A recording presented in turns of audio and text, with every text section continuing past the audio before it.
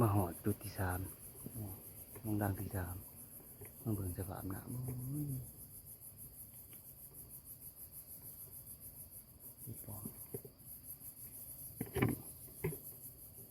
ความฮะผู้บ่เห็นยิงเป็นตียัง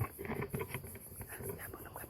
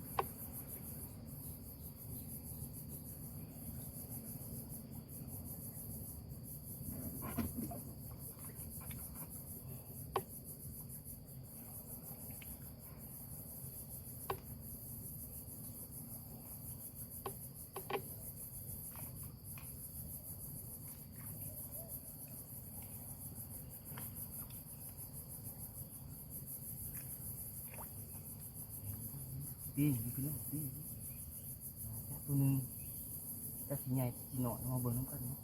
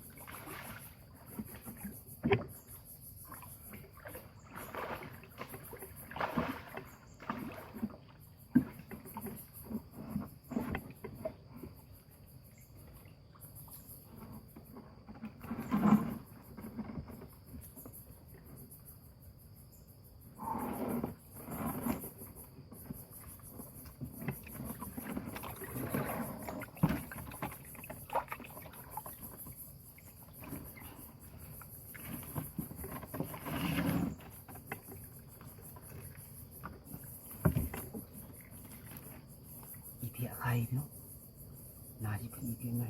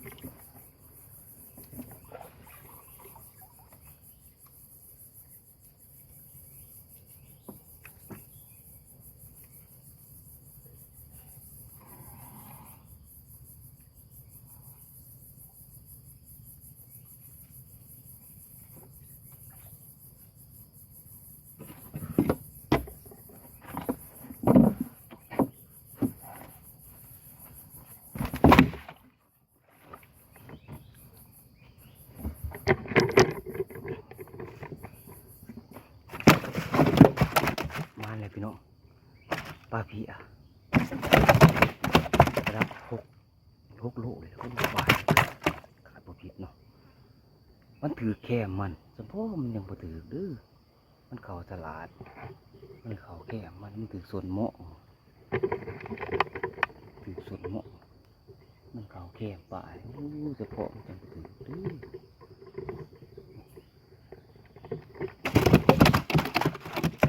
ปลาเพียไข่นะใช่ไหมปลาเพียไข่เอามาแล้วด่างจุดถ่ายถือเมื่อวานนี้ผมถือประตูเมื่อวานนี้มือนี้เป็นที่ไทยเนาะ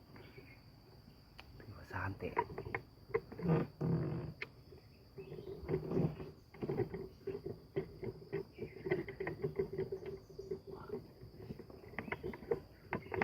มาเลยพี่น้องมือนี้เอาขอจบคลิปพี่น้องถือว่ามืออื่นมาหลุดกันใหม่อีกเนาะโอ้ขนาดมันพี่น้องมันบ๊ายบาย